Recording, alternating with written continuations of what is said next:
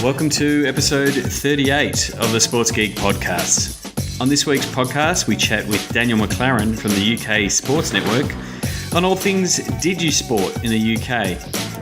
And we take a look at what is happening online at the Sochi Olympics.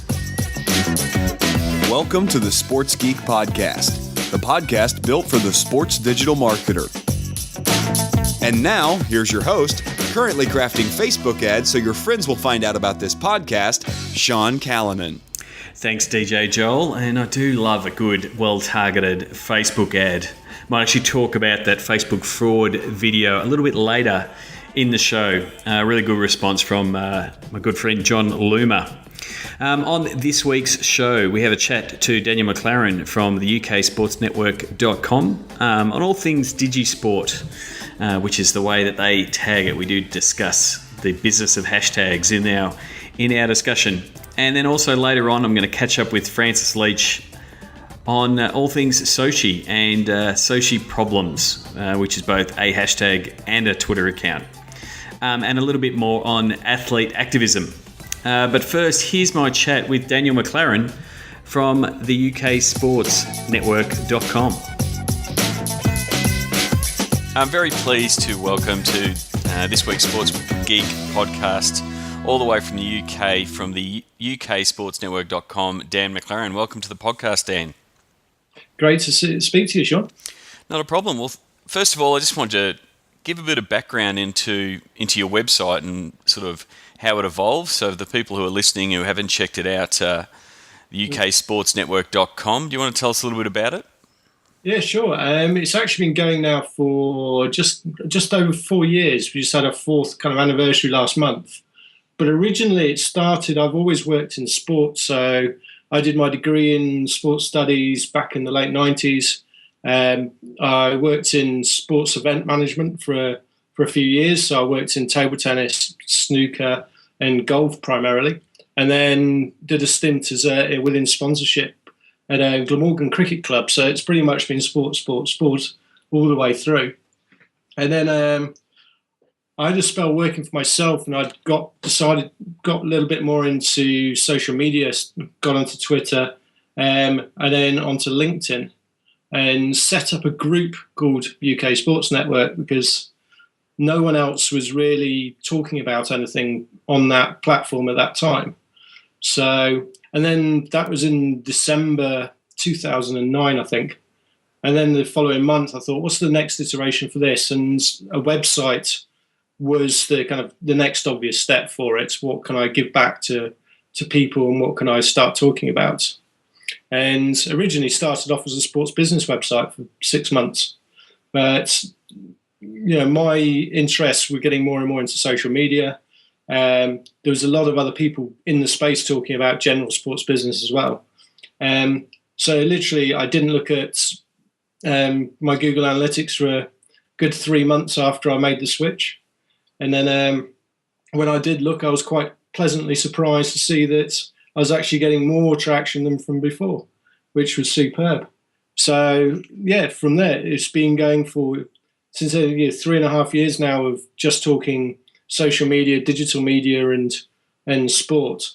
And from that, I mean, it's just kind of gone leaps and bounds, and I've ended up working for some great companies, and now I've made the switch to it's actually being my full-time project. Well, it's very similar to the Sports Geek story in that coming from an IT background and effectively just starting blogging about the space. And yeah, I remember back in those times, 2009, 2010, 2011, there wasn't many players sort of out there putting out their opinions in that space, and you were one definitely doing that in the UK side of things. How do you think, looking back at those early times when it was a lot of learning how to use the platforms and how to use it effectively, and a few of the teams were sceptical. I mean, we've seen, only in the last 6 months that Manchester United have finally joined Twitter. How have you seen that evolve in the UK, where now social, for mine, is now completely integrated into digital if a team is doing it right, and it's not this little outpost where people are doing these cool little things. It's now going to be part of a broader strategy as part of your digital strategy. How have you seen that development over the past 4 years?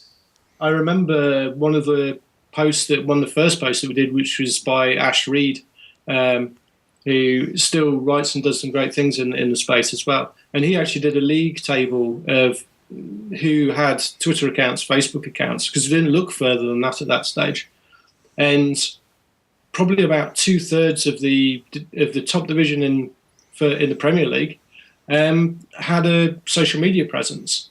And now we're talking all 92 teams are on both of them at least, across numerous other platforms. Non-league teams, amateur teams are all in there.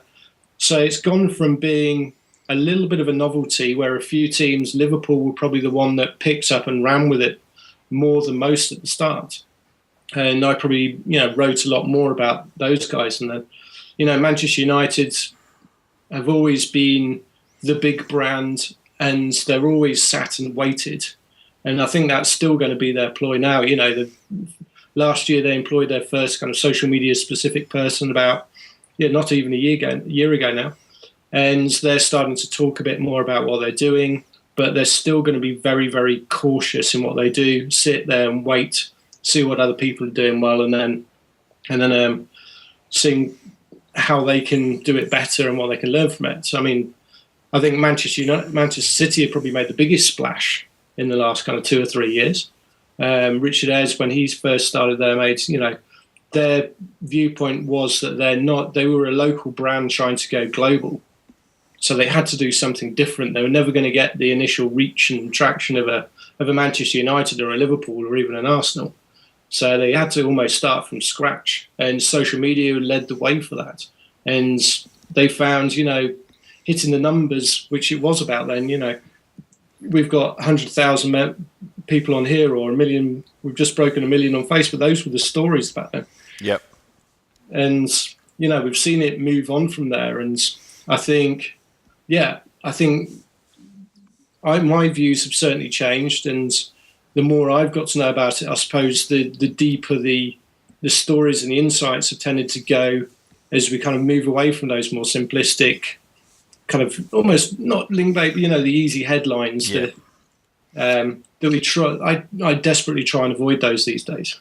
Yeah, I think one of the key points for the Manchester United story for mine was they came out so strong on why they weren't on Twitter early on. They sort of said I think it was something to the words of the effect, we don't see an economic benefit or a return on investment on why they were doing it. And there was a lot of leap of faith by a lot of teams, and there still is, on using social on why are we doing it, what is the return, and so they sort of put up this, we're not going on Twitter till we know we can make money off Twitter. So everyone was sort of waiting, well as soon as Manchester United on Twitter, they must know how to do it, and of course they don't. They're now just tweeting like everybody else and realising that it does drive traffic, it builds brand awareness, it raises level of attachment to the club, and there does become revenue down the track of driving more people to your activations and things like that. But making a bold statement like that to we're not using this platform till we can figure out how to monetize it. It's a much better strategy to follow the Liverpool, the Arsenal, the Man City of getting out there, testing, and that's one of the key things to see what your fans like, and you can monetize after that. And I think that's where now these more fully fledged digital activations where they're sending people either back to a responsive website so it works on mobile, or back to a sponsor's website or activation. That's where they're starting to monetize digital. And I agree. I think we're getting away from the celebratory, we've reached this many followers. It's not so much about that anymore. And the focus should be on, delivering to the goals around the campaigns and driving traffic to your site, because the numbers are going to keep going up. The clubs will always celebrate the big numbers. Juve have just hit 10 million on Facebook and produced a video for that with Carlos Tevez. It's a nice little headline for them, and it gives them something to kind of celebrate internally within the club and celebrate with the fans and get the fans involved. Yeah, But, I do. I mean, I agree. It's a great content piece, and the fans do celebrate it a bit. I know working with multiple clubs, I still sometimes shake my head at how much they're looking over the fence at the other clubs, and what their numbers are, and we've done studies both from a Facebook and a Twitter point of view. Like, there's no way that you can convert a Man City fan to be a Man United fan. So really, you should be really focused on your fans. And I think that that Man City example before you were giving, they're not going to get the Manchester United numbers. But if they engage and find and reach all the Man City fans, then they're doing their job. So it's you can't go and compare yourselves to the bigger clubs that have the bigger reach. You want to really make sure you focus on your fans completely. yeah, and they came up with quite a they place themselves as being an innovative brand. They almost created the brand perception through social media and what they were doing through that, and really pushed it on the PR front and what they were doing heavily as well. And it's kind of worked for them. Yeah, and it is different for different platforms. Like, what we've found is, and I'm sure it's the same in the UK, most sports followers will follow all the teams because it's such on Twitter, because it's a news resource. They want to know what's happening for that opposition team, especially when they're playing against them. They want to be able to take every opportunity to trash talk or put down that team if they make a mistake or have a bad game. But on Facebook, we're definitely finding, and again, I think it's just the way that Mark Zuckerberg set it up. Putting a like button on a team, and it's like, from an AFL point of view, the Australian rules. I'm a Collingwood fan, and so it's very hard for me to say that I like, my crosstown rivals, the Carlton Football Club, because it goes against every single thing I do, and so.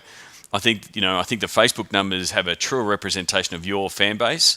I think we are exceptions, and most of the people listening to the podcast are exceptions because we follow and like every single page just to keep up to date with everyone's doing. But I think the everyday man in the street, from a Facebook point of view, they really only just like their team. So it just sort of shows that the numbers are different for different reasons on different platforms. No, definitely. I mean, Facebook, it's a lot more public, isn't it? Because you have the people can see what you've liked, and you're almost a lot of people. That was one of the kind of downsides of Facebook, how they were doing it. To some respect, is fans were liking it because I'm a Manchester United fan. I would like it, but just to show my allegiance to the club, but never visit the page and never interact with anything. Yeah. So there's a lot of kind of lay fans on there that are just doing it for the badge, whereas. It's not as public on Twitter, so you're not doing it as a declaration.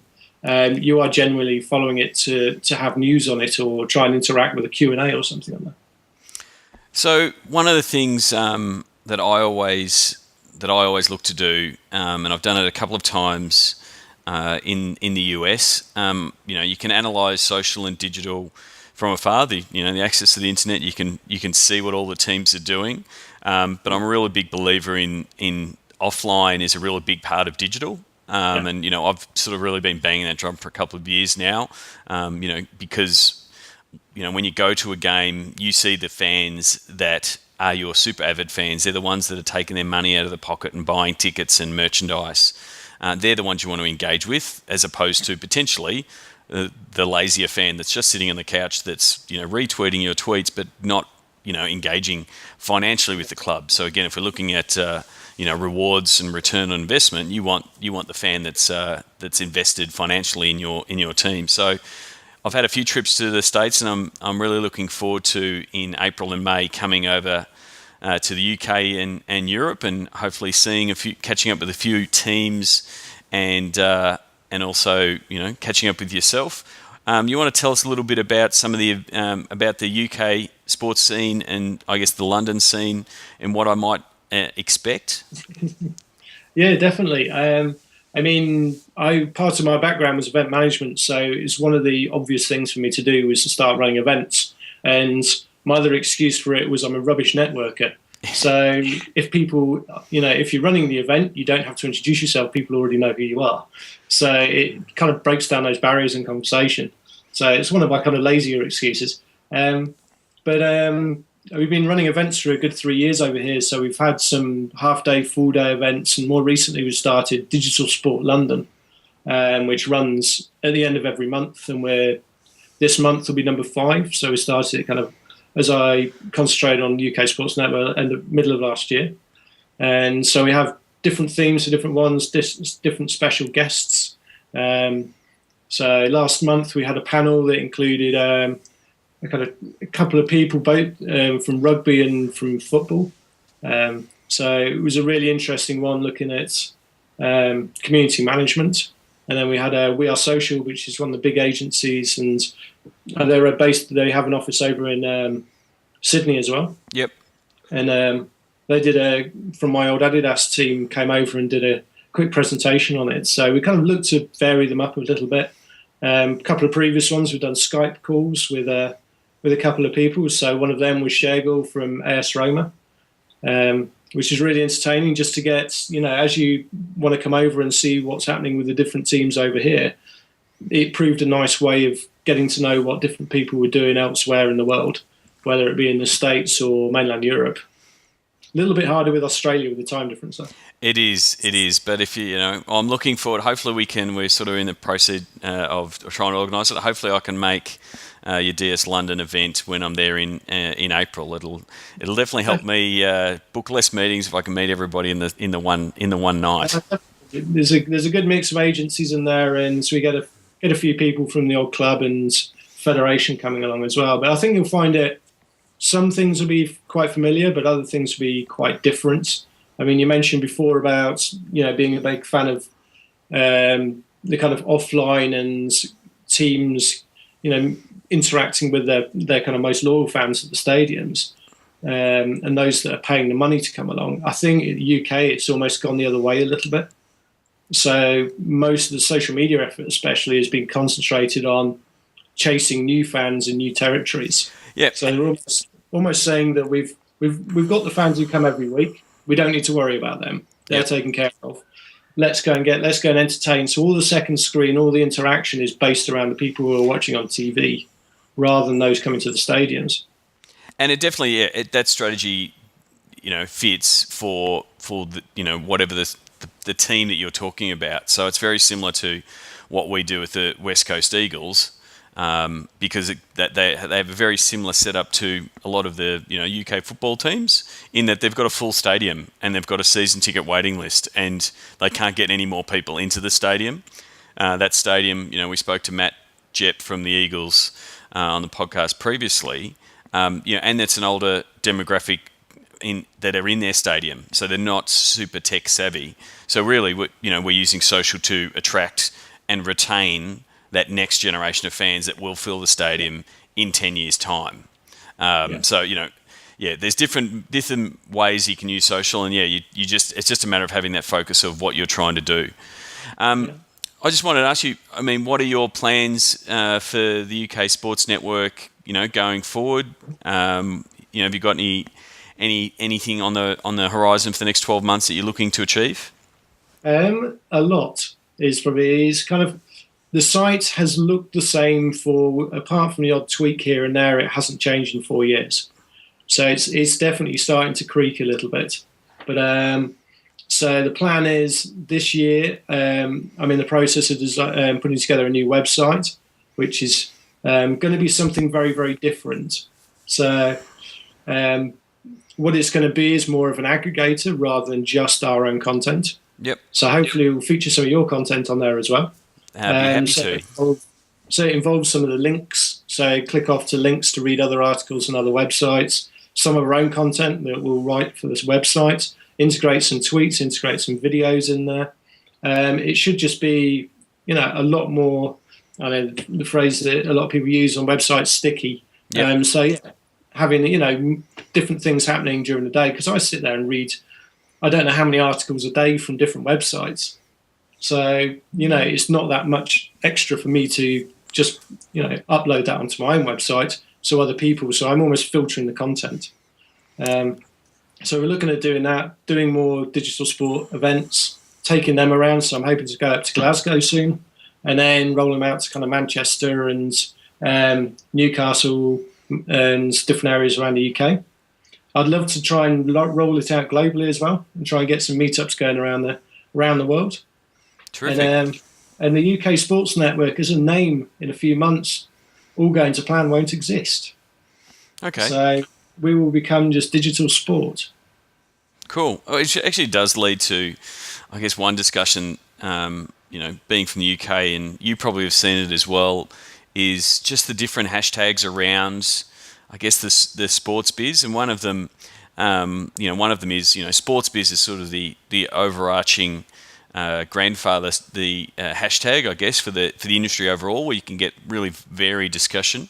But there seems to be a real skew for the DigiSport hashtag, which I see that as the, again, encompasses everything from a sports digital point of view, to be really skewed to Europe and the UK and Australia, and not so much in the US, whereas they tend to use the SM Sports hashtag. I mean, I see the SM Sports as social media in sports, and again a niche inside digital sport as opposed to that. I mean, there's no right way of why you should use a hashtag, but just I thought I'd explain it to everyone on the podcast. That's how I use it. But I've definitely seen, because I do watch both the UK, US, and Australian markets, that there is a definite, I guess, slant that DigiSport seems to be a European, Australian hashtag more so than the US. Yeah, I follow both, and I have used DigiSports more, but I have to admit recently I've started using SM Sports more. I mean, DigiSport is definitely seems to have a mainland European kind of feel to it. There's a lot of French, German, Italian content on there. Yep. Which tends to, so you get a very diverse range of languages on there as well. So the content's very diverse and the language is very diverse. SM Sports is very much, kind of US led with some UK and Australian content. So it tends to be a lot more kind of English language ones in there. But they're both definitely worth a follow, just to kind of keep up. Have your tweet deck open and have them both side by side and see what's happening. Yeah, I mean, it is. Yeah, they are the three sort of. People ask me who to follow from a Twitter point of view, and to a lesser extent other platforms that allow hashtags, and I pretty much give those three hashtags as start there, and you'll definitely start seeing. I mean, again, It was definitely the case in 2009, 2010, and the like. That's how we all connected and found each other, because we all started using those hashtags. Yeah, I think it's one thing that people who are just kind of doing more in the industry, especially the senior guys, they're quite surprised in how small the industry is, that everyone knows everyone. So even around the world, we all know a lot of guys. I think Melbourne is probably the place that I know more people outside of London in terms of cities. Yep. Because I know Anthony Allsop over at Richmond, a good friend of mine, Adam Vincenzini, who's moved back from the UK back to Melbourne as well. Yep. So it's definitely one of the places. I think if anyone came up with a job offer and I was kind of looking at something, I think Melbourne would probably be the one place that would tempt me away from where I am at the moment, I think. Well, we do have the we do try to claim that it's the sporting capital of the world. I think if there's any city that could vigorously debate that, I think it would be London. I think sorry to all my US friends, but you just don't have enough major events and enough major sports teams in the one city. Even if you stacked up New York to both London and Melbourne, and they did a terrific job with the Super Bowl recently. They just don't have as many football teams that run out every single week, as well as having Grand Slam tennis and Formula One and all those kind of things. So, yep, we'll call it a draw because you're a guest on the show. But I will still say that Melbourne's the sporting capital of the world. I'm not going to completely deny that one, but London is great. Okay, Dan. Well, thank you very much for joining me on the podcast. Look forward to seeing where the UKSportsNetwork.com develops, and I look forward to catching up with you when I'm in the UK in April. Yeah, definitely. And thank you very much for having me. And look forward to having you as a guest at the next Digital Sport London. Sign up for Sports Geek News at sportsgeekhq.com/sign up now. Thanks again to Dan McLaren from the UKSportsNetwork.com for that chat. I'm looking forward to catching up with him. We have now confirmed when DS London will happen. It's going to be on April 22nd in London, so a couple of days after I arrive in London. You can grab your tickets now. Just go to the link via sportsgeekhq.com/DS London. I'm looking forward to catching up with a few people over in England and learning a little bit more about the English digisport market and what's happening over there. This week on ABC Grandstand, I had a chat to Francis just before the Olympics got started about all things Sochi and what was happening online. So here's my chat with Francis Leach on ABC Grandstand.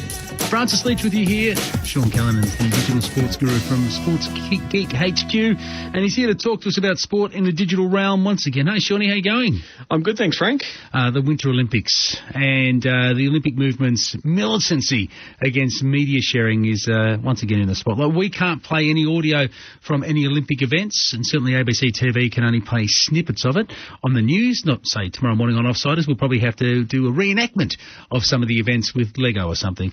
But surely in the age of digital media, this can't continue. In social media where you can film things on your phone and send it around the world in a blink of an eye, these archaic rules surely are going to crumble.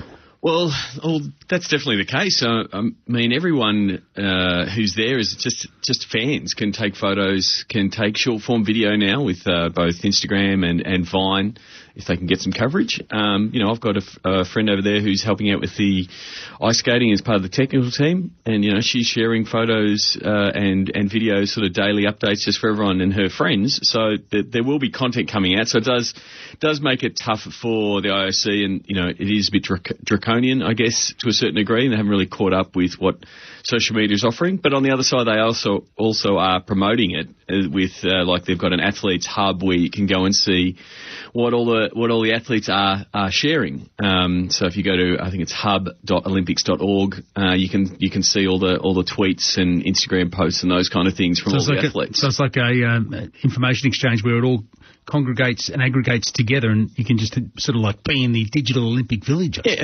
effectively. Even though a lot of the athletes had a lot of restrictions, there was a bit of furor early with the Australian athletes sort of getting their back up and saying, well, I don't want to be told what I can and can't tweet. There was some security reasons around that. They didn't want the athletes to be sort of giving away their location and those kind of things for security concerns, but.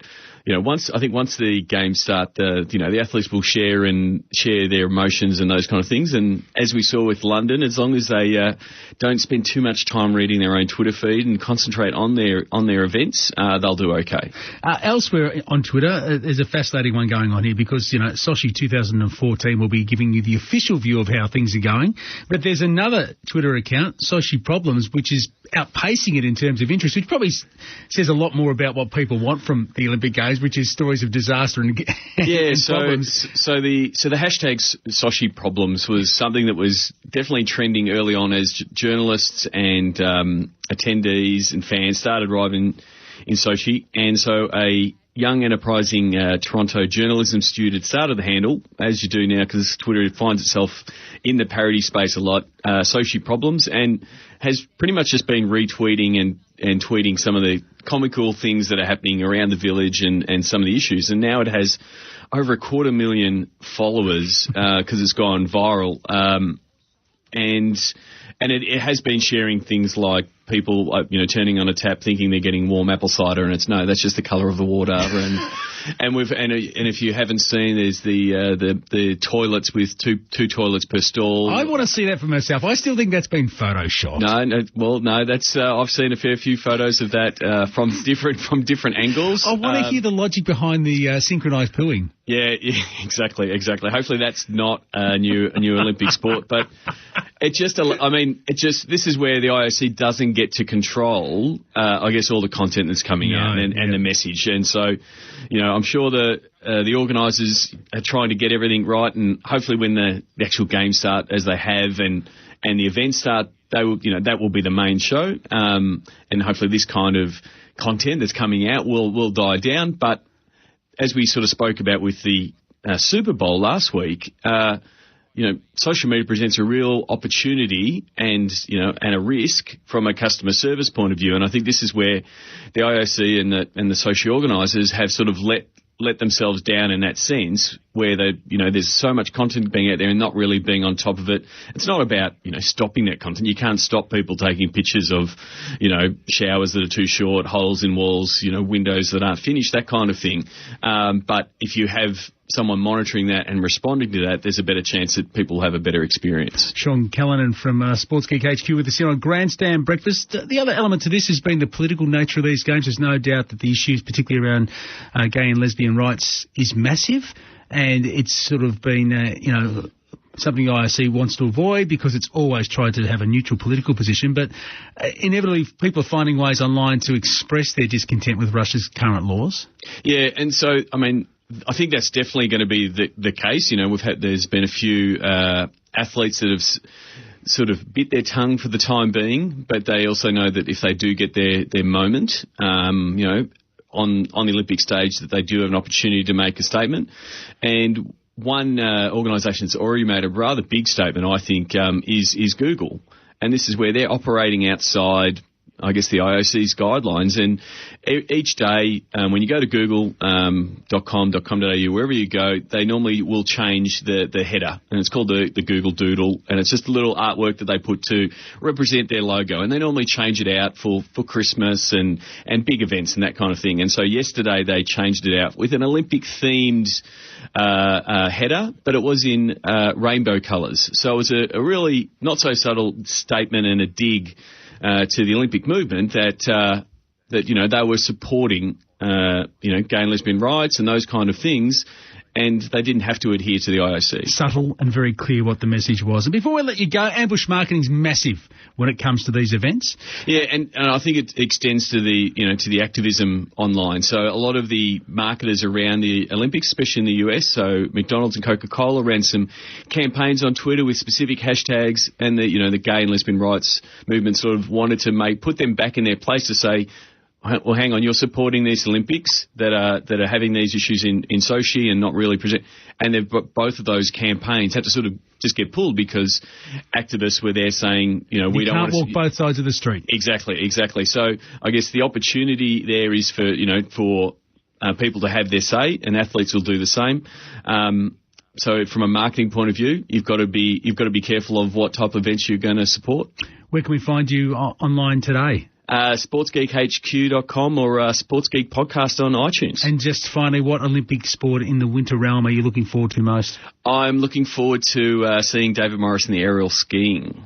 Are you a skier yourself? No, I'm not a skier. Never been a skier, but his dad got in trouble for holding up the boxing kangaroo and defended it staunchly. So he's our man. I'm definitely behind him. We're right behind him. Good on you, Sean. Like the Sports Geek Podcast? Find us on Facebook.com/SportsGeek. So Sochi games are in full swing. Absolute stack of content coming out of the games as expected. But one little hiccup that's sort of happened here in Australia is around Rule 40. And Rule 40 is in place to protect, as part of the Olympic Charter, to protect Olympic sponsors. And so the Rule 40 is no competitor, coach, trainer or official who participates in the Olympic Games may not allow his person name, picture or sports performance be used for advertising purposes during the Olympic Games blackout period. Now, there are obviously rules around what media outlets can use the footage and things like that around the Games. But this is where the story is sort of developed, where it appears the Australian Olympic Committee has been policing Rule 40 and telling Australian ski resorts to stop tweeting about the performances of the athletes, which is quite strange because it was pretty much everyone on Twitter is congratulating the athletes, and unfortunately for Mount Hotham and Perisher and the like, they're trying to thank the athletes who train, and they support via their resorts, and it's sitting there trying to protect the sponsors. But for mine, it just seems to have gone a little bit too far in as far as what protection Olympic sponsors need. So I do pity the person that has to trawl through every single tweet to find out if they're breaking Rule 40. But what I did after reading Miss Snow It All's blog, what I did wonder is, well, where does Twitter itself sit in this place? Is it quite okay for Twitter or Twitter Australia to send out a tweet congratulating Tora Bright? They are a commercial platform. They are making money off people advertising and tweeting during the Olympics. It's a very murky area from a legal point of view. And it's a bit too far in this day and age, and it's a case where Rule 40 hasn't quite caught up with what social media offers from a sports point of view. A really funny parody video from the guys at Perisher, which I'll have a link to the show notes, where they thank non-athletes by not naming them at the non-Olympics. So that leads me to the sounds of the game, and sticking with the Olympic theme, here is some sounds of the game.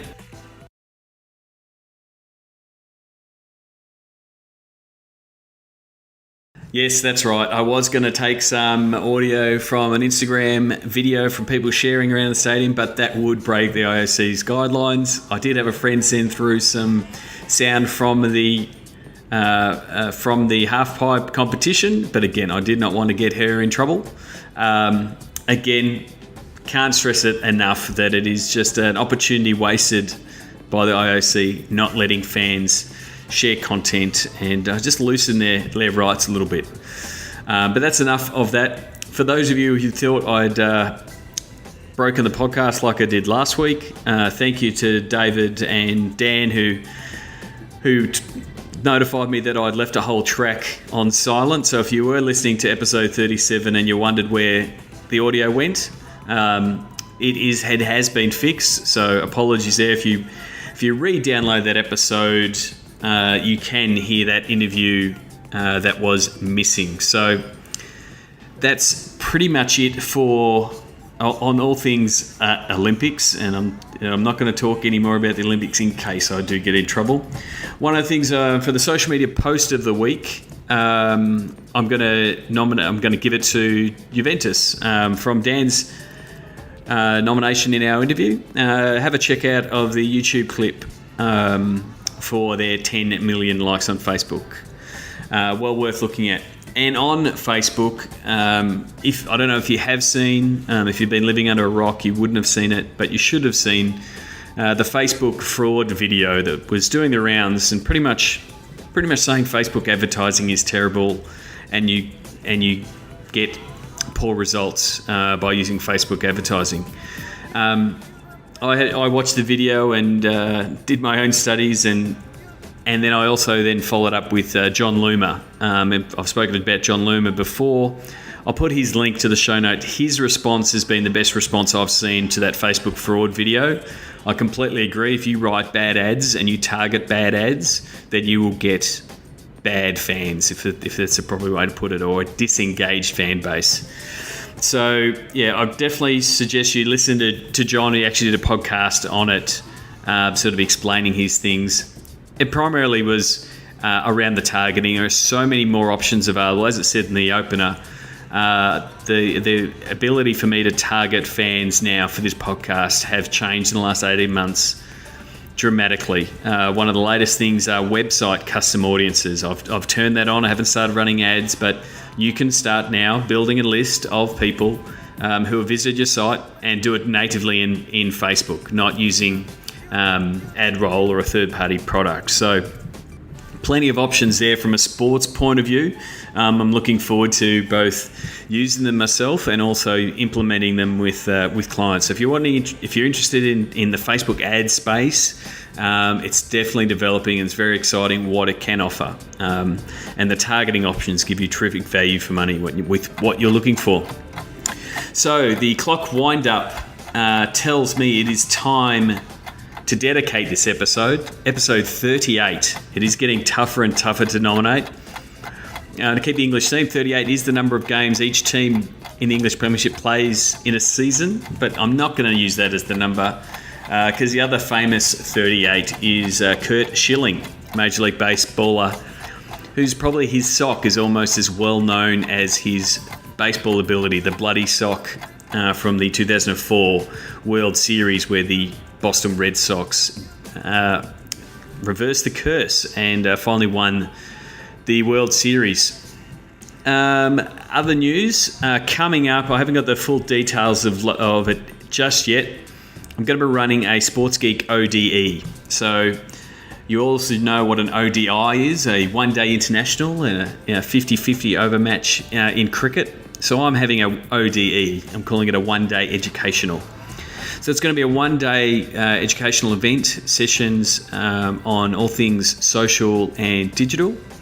It's going to most likely be in early April before I go to the UK. It's going to have 4 sessions run by me on social media, understanding Facebook, diving into that ad stuff that I was just discussing, how to build a community and conversation on Twitter, and how to use Instagram to tell your business story and engage with your audience, as well as looking at all the tools you need to develop your business or your team online. So it'll be a bit wider audience than just sports, but I expect some grassroots sports and some business owners to be attending. So I'm going to keep the class pretty limited. I'm not going to make it a massive event. And additionally, so it's not me all day, and to give me a little bit of a break, I'm going to bring in two experts for some interviews on their take on digital strategy and content marketing and the like. So just locking all of that in now. I expect to have that out there probably next week. So if you're not on the Sports Geek News email list, you won't find out about it first. That's where I'm going to be launching it first and letting everybody know about it. And there will also be some early bird offers for the email newsletter list and also for you, my podcast listeners. So thanks again for all the support. You'll get all the details for that, but you can sign up for Sports Geek News at sportsgeekhq.com/sign up now. And again, I've reconfigured the if you want to go into the archives, I've had to split up the archive. I've now got the Sports Geek podcast archive is at sportsgeekhq.com/SGP. You can get all the episodes at sportsgeekhq.com/episodes, and you can also connect and find out who the guests are who have been on the show. And again, thank you very much. I'll add Dan McLaren to that list this week. Go to sportsgeekhq.com/guests. That's it for this week. If you've got any feedback or anything or sounds of the game or anything like that, please send me an email, Sean at sportsgeekhq.com. Closing 2 cents. This one goes out to the IOC and Rule 40. Life moves pretty fast. If you don't stop and look around once in a while, you could miss it. Yes, I just quoted Ferris Bueller. They need to change the rule. Please leave a review on iTunes. Go to sportsgeekhq.com/iTunes. Find all Sports Geek podcasts at sportsgeekhq.com/SGP. Want to maximize returns from your digital team? Contact Sports Geek about content and commercialization workshop. Thanks for listening to the Sports Geek Podcast.